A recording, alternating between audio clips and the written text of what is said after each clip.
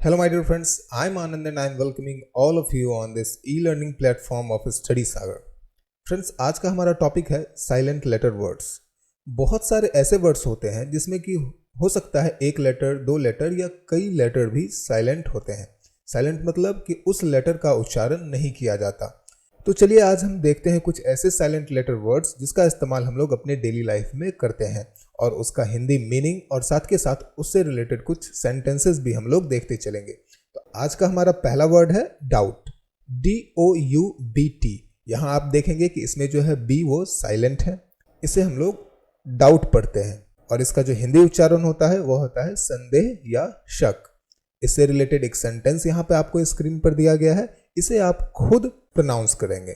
हमारा अगला वर्ड है बॉम्ब, BOMB। इस वर्ड में भी बी जो है वो साइलेंट होता है और इसका जो हिंदी मीनिंग है वो होता है बम, और इससे भी रिलेटेड एक सेंटेंस आपको स्क्रीन पर दिया गया है। आप साथ के साथ इसे खुद से आप इसे पढ़ते चलेंगे। सेंटेंस हिंदी और इंग्लिश दोनों में दिया गया है, तो आई होप कि आप इसे साथ के साथ पढ़ते जाएंगे। Our next word is comb, COMB। इसमें भी जो है बी वो साइलेंट होता है। हम इसे कॉम्ब न पढ़ के हम इसे कॉम पढ़ते हैं, जिसका हिंदी अर्थ होता है कंघी। हमारा अगला वर्ड है डेट, DEBT। कई लोग इसे डेब्ट पढ़ते हैं, नहीं, इसका जो सही उच्चारण होता है वो होता है डेट, जिसका हिंदी अर्थ होता है कर्ज। हमारा अगला वर्ड है साइंस। इसमें आप देख सकते हैं कि इसमें C साइलेंट है। जो भी साइलेंट लेटर है उसे हमने यहाँ पर रेड कलर से इंडिकेट किया हुआ है। हमारा अगला वर्ड है ब्रिज, BRIDGE। यहाँ पर जो है D वो साइलेंट है और ब्रिज का मतलब होता है पुल। And next word is edge, EDGE, edge, जिसका हिंदी अर्थ होता है छोर या किनारा। Our next word is handsome. कई लोग इसे भी हैंडसम बोलते हैं, लेकिन इसका जो सही उच्चारण होता है वो हैंडसम होता है, HANDSOME।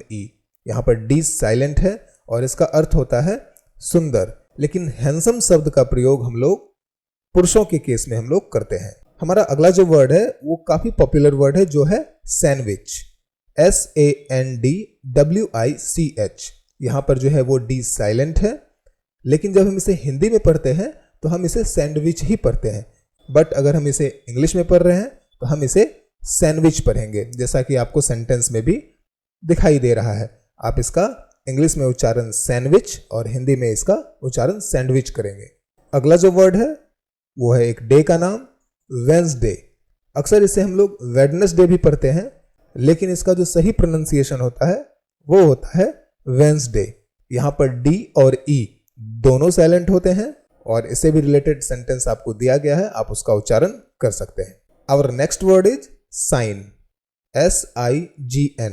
यहाँ पर जो है G वो साइलेंट है और इस वर्ड का जो अर्थ होता है वह संकेत या निशानी होता है। हमारा अगला वर्ड है फॉरेन, FOREIGN। इसमें जो है G हमारा साइलेंट है और इस वर्ड का जो हिंदी मीनिंग होता है वह विदेश होता है। हमारा अगला वर्ड है केमिकल, CHEMICAL। इस वर्ड में H जो है वो साइलेंट है, इसलिए C का उच्चारण यहाँ पर हम क के रूप में हम लोग यहाँ पर करेंगे। इसे हम लोग केमिकल पढ़ते हैं, जिसका हिंदी उच्चारण जो है वह रासायनिक होता है। हमारा अगला वर्ड ये भी काफी अच्छा वर्ड है, इसको हम लोग कोरस पढ़ते हैं। यहाँ पर भी H जो है वो साइलेंट है, CHORUS, कोरस, जिसका हिंदी अर्थ सहगान होता है। आपने गानों में सुना होगा कि जो मेन सिंगर होता है उसके अलावे जो बैकग्राउंड सिंगर की जो आवाजें आती हैं उसे हम लोग कोरस कहते हैं। हमारा अगला वर्ड है इको, ECHO। यहाँ पर H साइलेंट है, इसलिए हम इसका उच्चारण इको करते हैं, जिसका हिंदी अर्थ गूंज होता है। अगला वर्ड ये तो आप सभी जानते होंगे, HOUR, आवर, जिसका हिंदी अर्थ घंटा होता है। इस वर्ड में H जो है वो साइलेंट होता है। नेक्स्ट वर्ड ये भी आप सभी जानते होंगे, KNOW, नो मतलब जानना। यहाँ पर भी K साइलेंट है। इस तरह के बहुत सारे वर्ड्स आपको मिलते हैं, जैसे knowledge. Our next word is should. Should का अर्थ चाहिए होता है और शुड में जो है L जो है वो साइलेंट होता है। Our next word is talk, TALK। इस वर्ड में L जो है वो साइलेंट होता है और इस वर्ड का जो हिंदी अर्थ होता है वह बातचीत करना होता है।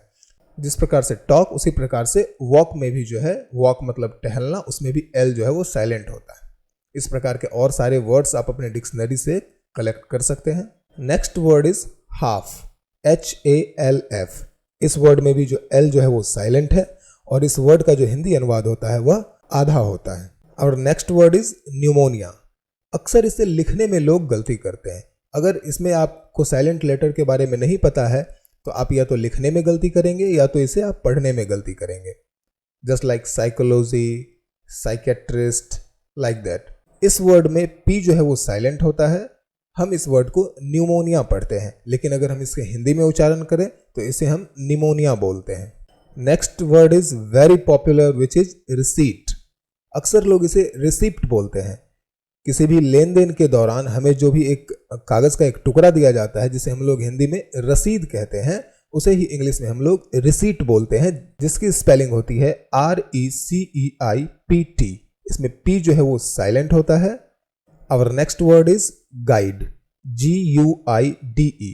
इस वर्ड में U जो है वो साइलेंट होता है और इस वर्ड का हिंदी अर्थ मार्गदर्शक या पथ प्रदर्शक होता है। और भी इस तरह के बहुत सारे वर्ड्स हैं जिसमें कि कुछ लेटर्स उसके साइलेंट होते हैं, तो हम लोग आने वाले वीडियोस में उनको भी हम लोग कवर करेंगे। फिलहाल हम लोग कुछ और वर्ड्स, जनरल वर्ड्स देख लेते हैं, जैसे when, where, which, while, why. ये सभी वर्ड्स से आप लोग नोन होंगे। इन सभी वर्ड्स में जो है H जो है वो साइलेंट होता है, इसलिए हम इसे when, where, which, while, why इस प्रकार से हम इसका प्रोनाउंसिएशन करते हैं। कुछ और वर्ड्स की बात करें तो जैसे राइट, रॉन्ग, रिस्ट, रैप, इस प्रकार के ये जो वर्ड्स हैं इसमें W साइलेंट है। तो यहाँ पर हमने कुछ ऐसे वर्ड्स के बारे में हमने यहाँ पर बात की जिसके कुछ लेटर्स जो है वो साइलेंट होते हैं।